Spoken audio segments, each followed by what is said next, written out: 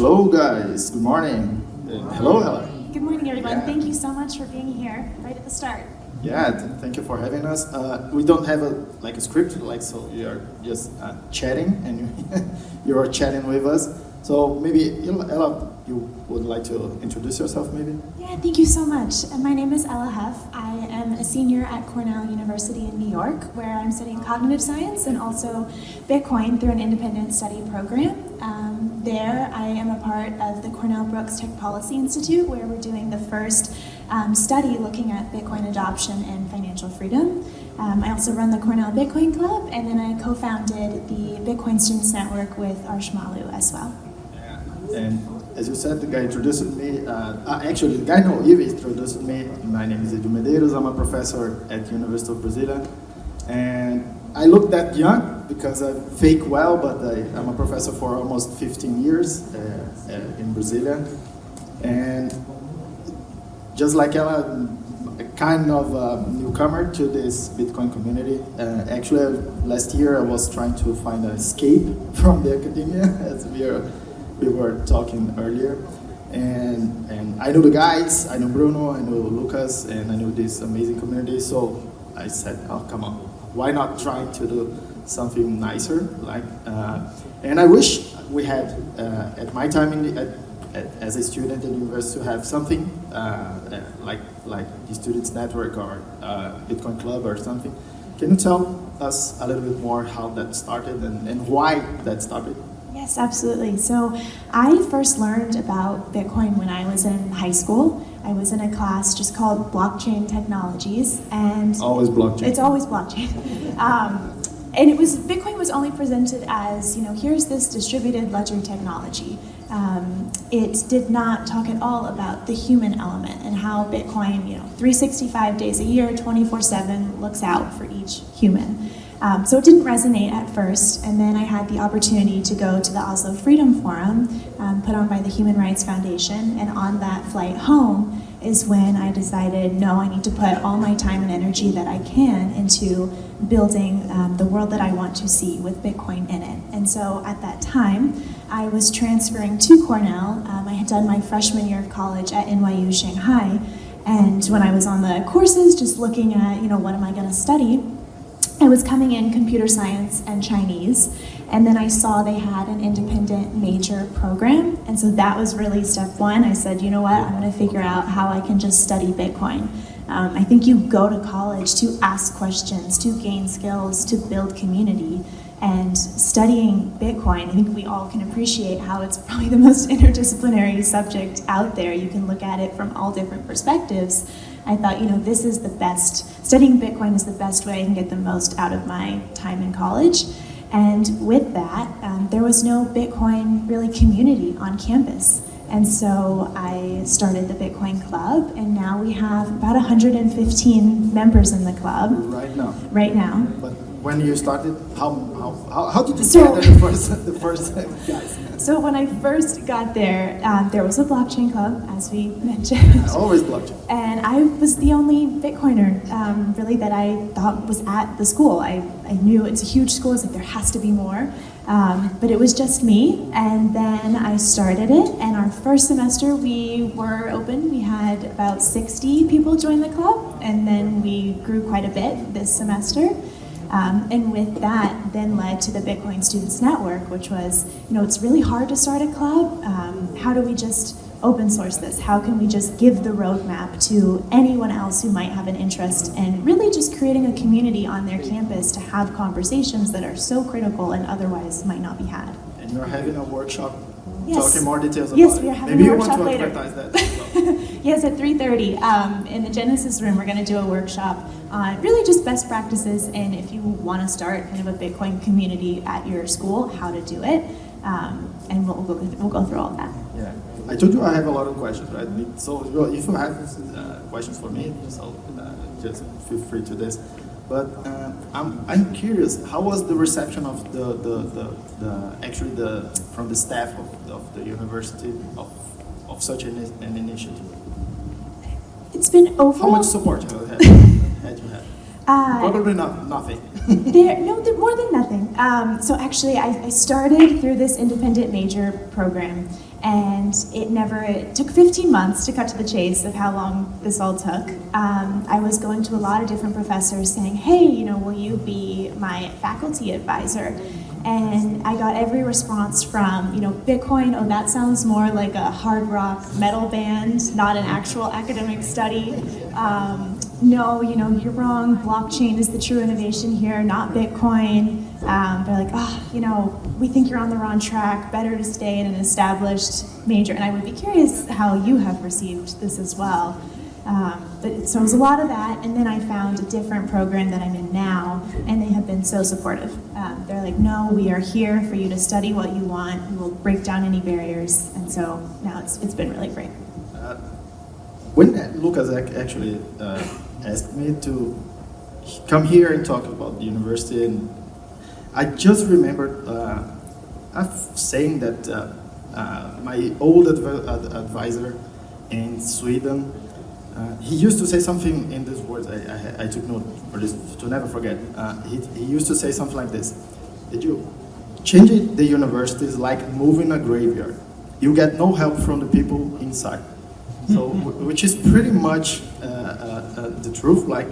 And we like to think of universities of this highly organized stuff, a lot of committees and a lot of bureaucracy and paperwork and a lot of structure. But when you go to the inside of things, it's like it's a complete mess, right? And you should not expect anything coming actually from the staff.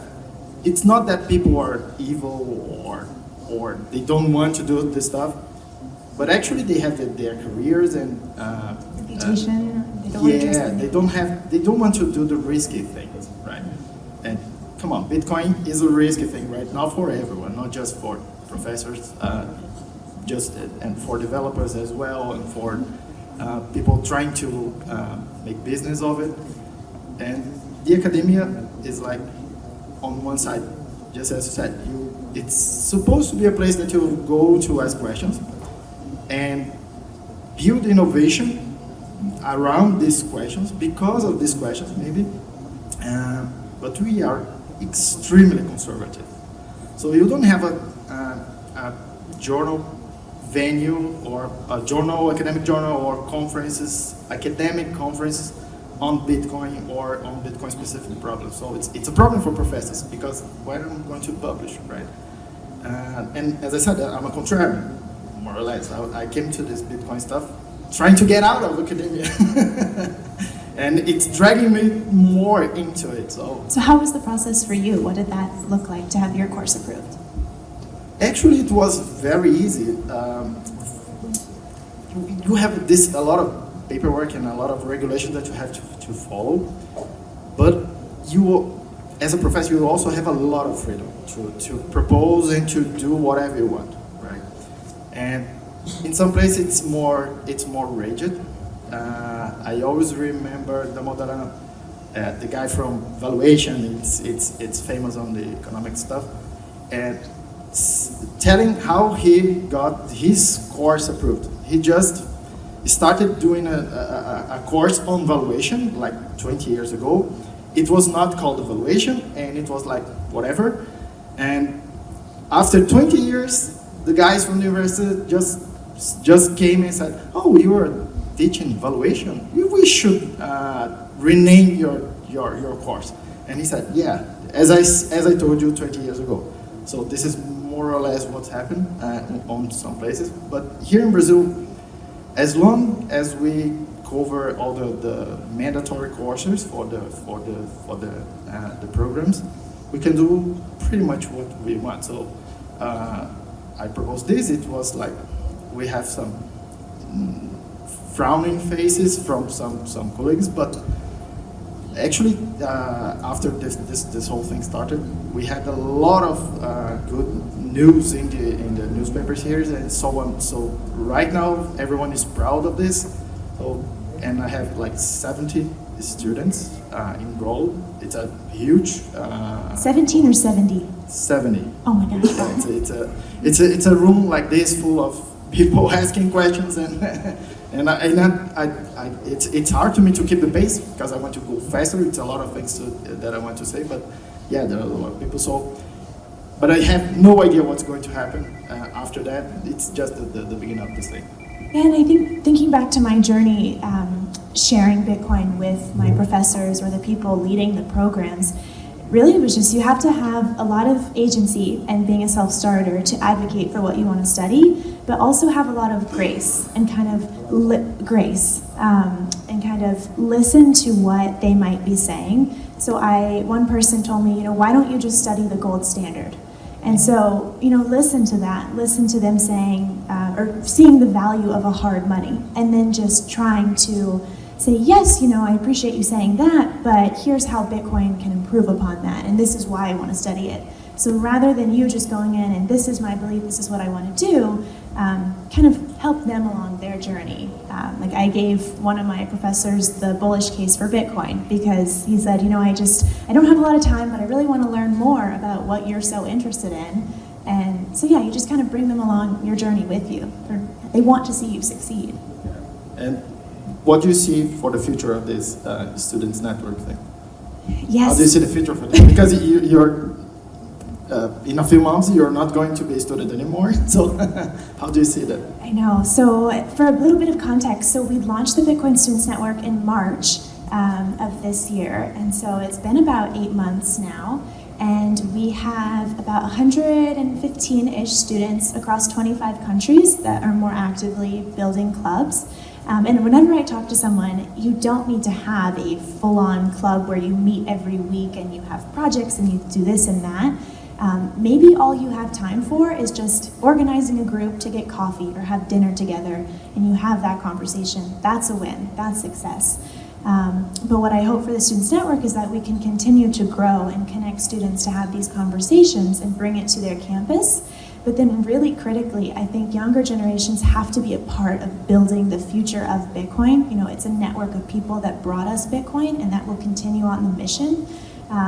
And this is our future ahead of us. Bitcoin is our tool to protect our future and our participation in the future. And so if we can see more young people working in this space, contributing, I think that will be really, really know we've done something impactful. And if you had a wish for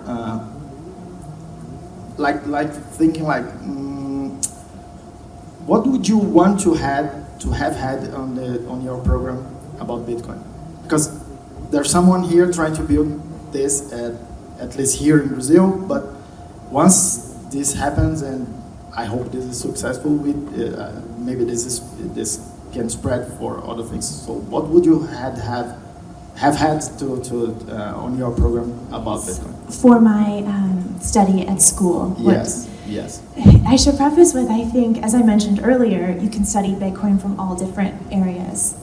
So my wish is that one day it just sits above any one kind of segmented vertical of the school, that you can study it from engineering or biology, or I'm in an arts and sciences college, that it exists for everyone to study. Right now it's only for me, because at least in the US, in order to have a major approved. Yeah, you told me that you got a major approved for yourself, a Bitcoin major, right?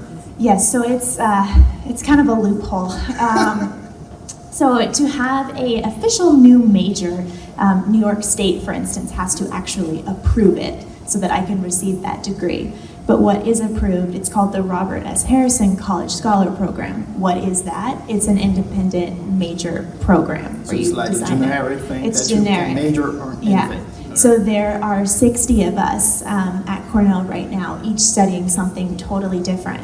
And there's actually another girl doing something Bitcoin related, which I'm excited about. But so I wish that it could be something that everyone has access to. And so also you asked the question, what classes are you taking? What professors teaching you about Bitcoin? The answer is really no one.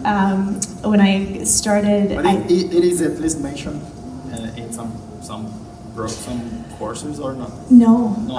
So it's totally obscure. So what I... At least in Cornell. Yes, so I took a class on creativity in my first year of college. And it really was about the importance of embracing ignorance, embracing asking questions, embracing the unknown. And so in the middle, I switched to a cognitive science major, which I still have, and that's the combination of philosophy, linguistics, psychology, and computer science.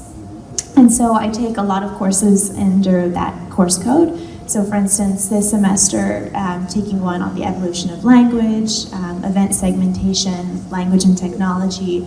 So it's a lot of opportunity for me to think and to then make the connections over to Bitcoin, which I'm doing for the thesis that I'm writing this year. So it would be nice if I maybe didn't have to prove Bitcoin's worthiness of an academic study or endeavor, and where people didn't just immediately think that I was, propping up a scam or a Ponzi. But I just feel really grateful to be able to do this and to share the little bit I know with the people that I meet at school. Yeah, and maybe I told you I'm very curious about this whole thing. How do you, because you're so connected to people on other campuses and it's a worldwide thing, right? How is this working on other places? Yes, so there are, I should have looked in Brazil, but in the US there's a handful of colleges where they have a similar kind of independent study program. And so I open sourced my whole process of how I did it, all the materials I submitted. So anyone, if you want to do it at your school, you can certainly use those resources as a starting point. So there's that option. But also, just if you have a paper in a class and it could be, an econ paper and you have a, essay question with a topic, relate it over to Bitcoin. Before I had this major approved, that's what I was doing. You don't need permission to talk about Bitcoin or to have a stamp of approval. Like, you can just start. So people are doing that. A couple weeks ago, I attempted to gather 179 Gen Z Bitcoiners all on a Zoom, because building the Students Network, I have felt really grateful to kind of see a bird's eye view of everyone across the world, but they didn't know each other. And we really need to strengthen our network and the peer-to-peer element. And it was so funny, so many people, maybe 10 people on the call were like, yeah, I've been writing about Bitcoin in my papers, so do that, if you can't have a formal study. Yeah, so right now it's just students trying to drive this thing, right? Yeah, it's really interesting. So the oldest university in the world in Italy, now I'm forgetting the name, but basically it was started by the movement of students, saying, we want this. Yeah. And so you have a lot of power. Use it. Use your agency. Yeah, I tell my students, and there are some students here, I tell my students all the time that something like, come on, don't wait for your teachers and for your professors to tell you what to study, right? On one hand, we are there to curate, let's say, content or what you should study. But this is not to say, oh, you should study that and not other things. It's just a way to accelerate learning for a discipline or something, right? But come on, we are always told teaching enough stuff that has already happened, right? Come on, don't expect professors and teachers to say, oh, come on, this is something that you have to study because this is going to be the future. Because if this is going to be the future, there are no books, there are no papers, there are no teachers that know the thing to teach you. So students have to actually drive us to this thing. So yeah. And what I've appreciated in my life, kind of knowing about Bitcoin now, the future is uncertain, we all know that, but being able to think about what values do I want to embody, what am I participating in that points in the direction of truth and value and integrity, well, Bitcoin points me in that direction, and especially in academia, where you're trying to find, uncover new knowledge. You need that grounding, and so no one's going to tell you to study Bitcoin. If you go and look at any of these schools, it's really not there. And so that's part of the reason I wanted, if someone looks at Bitcoin, someone else is interested in this too. You're not alone in this. We are running out of time, so what would you want to see next year when you come back into this stage to tell what's happening? Yes, well, I hope we have some clubs from Brazil, maybe after the workshop today. But it's been such a gift to meet a lot of you. We did a student meetup at Casa 21 2 days ago, and there were maybe 30, 40 students, and that was really wonderful. Yeah. So guys, also students here, if you are trying to do something on Bitcoin or interested on Bitcoin, and you don't have professors or teachers on your place, come to me. You can find me on whatever, just talk to Lucas, or I'll be here the whole day, or you can find here on Casa 21, on the BitDev São Paulo, or in Porto Alegre, or in Brasilia. We have BitDevs in Brasilia as well, so talk to me, and maybe with some of my students that are also here. So yeah, Thank you so much.